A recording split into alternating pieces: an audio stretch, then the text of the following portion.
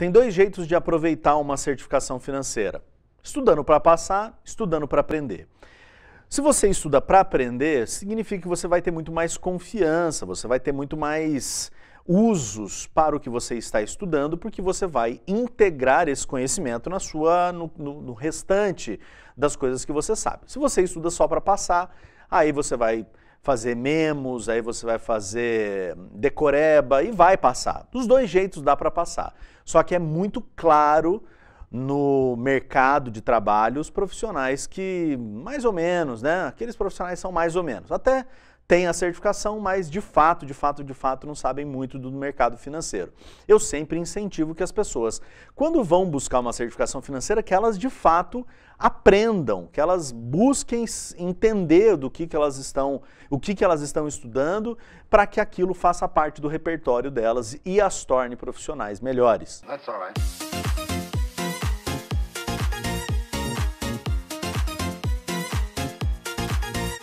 Olá, tudo bem? Eu me chamo Rodrigo Bastos Monteiro, sou um professor de administração e de economia que nesse canal sempre traz vídeos relacionados ao mercado financeiro, empresas e gestão. Nesse vídeo eu vou responder 3 questões do capítulo 3 da prova para a certificação Ambima CPA 20, porque essas questões relacionam-se à economia e finanças. O capítulo 3 é um capítulo que pede o domínio sobre princípios de economia e o princípio sobre finança. Então, bem interessante. Quero te convidar a se inscrever neste canal, deixar uma curtida aqui nesse like, fazer um comentário nesse vídeo, porque isso é fundamental para que o vídeo fique bem ranqueado e chegue a outras pessoas, tá? Então, como eu já disse, é um vídeo sobre princípios de economia, e aí eu trago aqui uma primeira questão, uma primeira questão neste vídeo, mas como você está vendo, ela começa na 21, porque eu tenho outros vídeos aqui numa playlist, dentro da playlist CPA 10 e CPA 20 CEA, que estão diversos outros simulados, você pode ir lá consultar se você quiser. Tudo bem? Então aqui nesse primeiro vídeo, superávit no balanço de pagamento significa o quê? Então, um superávit no balanço de pagamentos, superávit a gente já sabe, é quando uma entrada de recursos é maior do que a saída de recursos, ou seja, é um saldo positivo, então é um superávit, é um saldo positivo.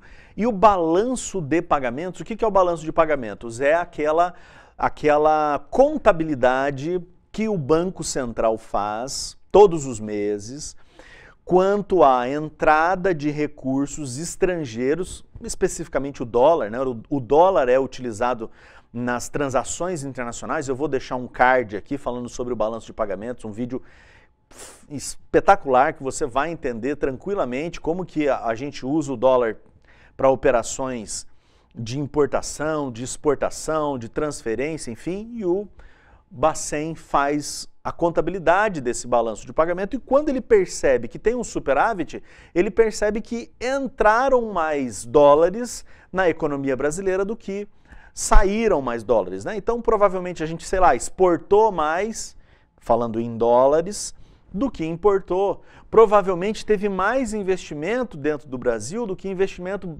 de pessoas brasileiras fora daqui, que tiveram que enviar dólar.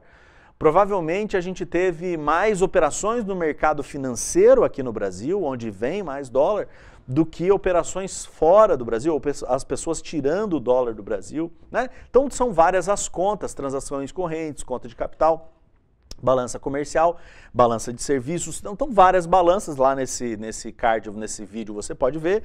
Então significa que entrou mais recursos do que saiu. Então a gente já deu a resposta, mas vamos olhar aqui as nossas alternativas. Então a dívida externa diminuiu. A dívida externa você sabe que não tem a ver com o balanço de pagamentos, porque o balanço de pagamentos é entrada e saída de recursos. A dívida externa é o Brasil levantando recursos mediante a promessa de pagamento, né, títulos públicos federais vendidos, negociados em moeda estrangeira fora do Brasil, né? Então não é a questão A. A taxa de câmbio aumentou. Isso daqui até tem uma relação do balanço de pagamento com a taxa de câmbio.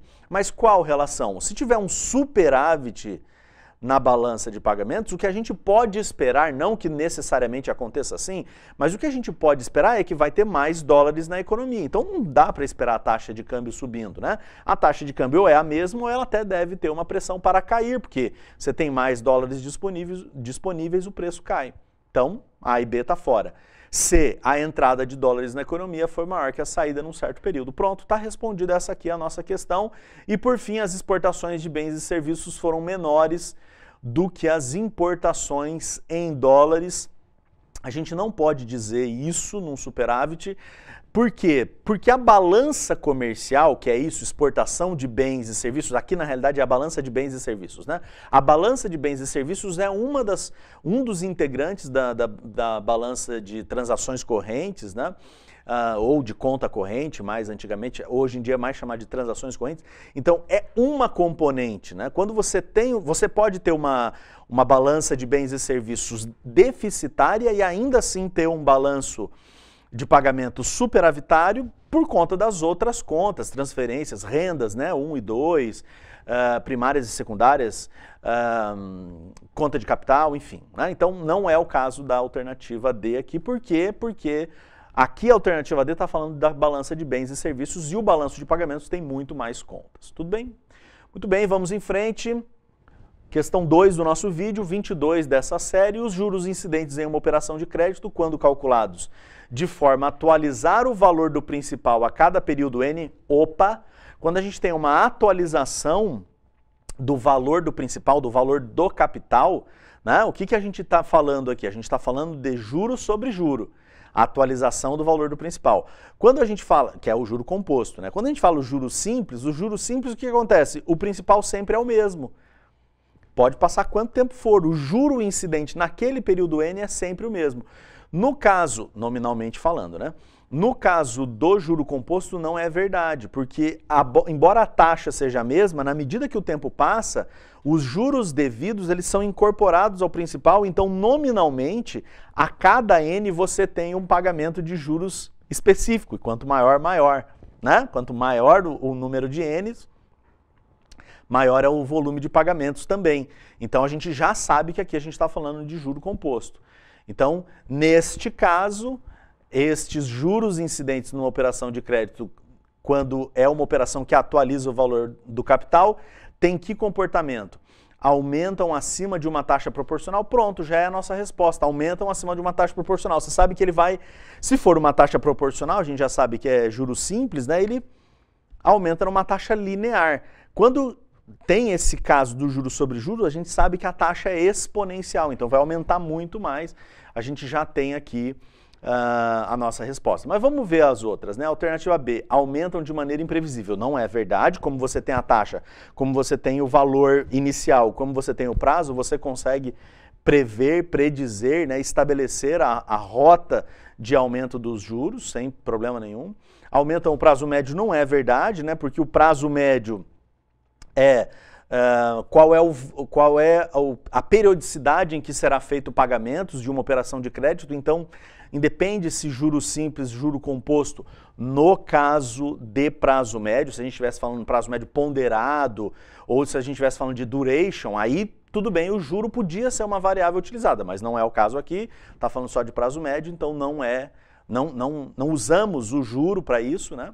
E aumentam a taxa de juro, não é verdade também, porque a taxa de juro é determinada, estabelecida, e ela não aumenta em função de quantos N, né, quantos períodos passam, então a gente já sabe que não é a letra D, a gente só pode ser a letra A. Muito bem. Por fim, neste vídeo aqui, sobre o custo de oportunidade. O que é custo de oportunidade, né?